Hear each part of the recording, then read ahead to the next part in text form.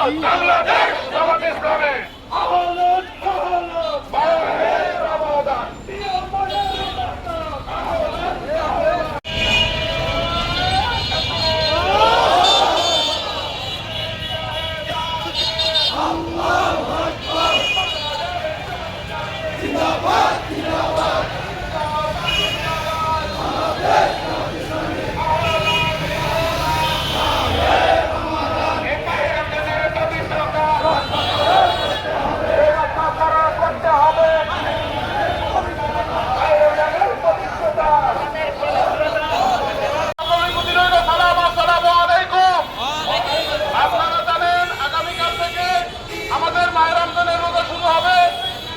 আমরা আজকে মাহে রমজানের রেডি করলাম আর কি।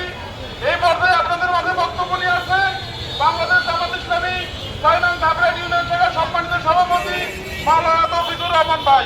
তৌফিকুর রহমান ভাইকে তার কথা রাখার জন্য বিশেষভাবে অনুরোধ করছি। আসসালামু আলাইকুম ওয়া রাহমাতুল্লাহি তাআলা ওয়া বারাকাতুহু। সম্মানিত উপস্থিতি, আজকে বাংলাদেশ জামাত ইসলাম ৬ নং ধাপড়া ইউনিয়ন কর্তৃক আয়োজিত রমজানের স্বাগত র্যালিতে উপস্থিত রয়েছেন আমাদের উপজেলার সম্মানিত সেক্রেটারি ভাই মোহাম্মদ সিরাজুল ইসলাম, উপস্থিত রয়েছেন আমাদের উপজেলার দায়িত্বশীল সহ ইউনিয়নের বিভিন্ন পর্যায়ের দায়িত্বশীল ভাইয়েরা।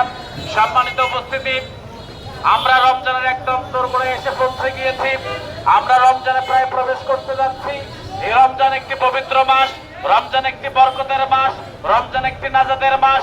এই রমজান মাসে কিছু অসাধু ব্যবসায়ী রয়েছে যারা রমজান মাসকে সিন্ডিকেট করে, রমজান মাসের দ্রব্য মূল্যের সিন্ডিকেট করে মুসলমানদেরকে কষ্ট দেয়। আমরা তাদেরকে উদাত্ত আহ্বান জানাচ্ছি, রমজান মাসে আপনার আচরণের দ্বারা কোন মুসলমান যেন কষ্ট না পায়, এই জন্য আমরা সবাই সচেতন থাকি। শুধু তাই নয়, সম্মানিত উপস্থিতি, রমজান মাস আমরা এক একজন প্রকৃত মুসলমান হওয়ার সত্যিকার অর্থে একটি গুরুত্বপূর্ণ মাস। এই মাসে মুসলমান একজন সত্যিকারের মুসলমান হতে পারে। এই জন্য আসেন দল মত নির্বিশেষে সকল মুসলমানরা আমরা যেন সত্যিকার অর্থে মুসলমান হতে পারি, কোরআনের বিধান অনুযায়ী জীবনগুলোকে ঢেলে সাজাতে পারি, নবীর আদর্শ অনুযায়ী জীবনকে ঢেলে সাজাতে পারি, সেই উদাত্ত আহ্বান জানিয়ে আমার কথা শেষ করছি। আসসালামু আলাইকুম ওয়া রাহমাতুল্লাহি ওয়া বারাকাতুহু। আসসালামু আলাইকুম ওয়া রাহমাতুল্লাহ। এখানে আর মাগরিবের 2-4 মিনিট আছে। এখানে আমাদের উপজেলার সম্মানিত আমাদের ইসলামের সেক্রেটারি আছে, উনি কথা বলবেন, আমি কথা বলাচ্ছি। সবাই রমজানের পবিত্রতা রক্ষা করার ব্যাপারে আমরা সবাই সচেতন হব, এই বলে আমি আমার কথা শেষ করছি। আসসালামু আলাইকুম। রহমানির রহিম। মাহে রমজানকে স্বাগত জানিয়ে আজকের এই রেলি উত্তর সমাবেশে আমাদের মাঝে উপস্থিত রয়েছে উপজেলা এবং ইউনিয়ন দায়িত্বশীল ভাইয়েরা এবং প্রিয় ধাপেরহাটবাসী সকলকে মাহে রমজানের পুষ্প অভিনন্দন ও সালাম। আসসালামু আলাইকুম ওয়া রাহমাতুল্লাহ।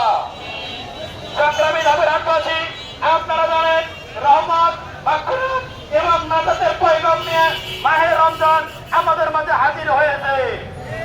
আল্লাহ তাআলা দিয়েছে আমাদের এই মাসে যাতে আমরা আমাদের অতীতের গুনাহগুলো মাফ করে দিয়ে আগামী দিনে একটি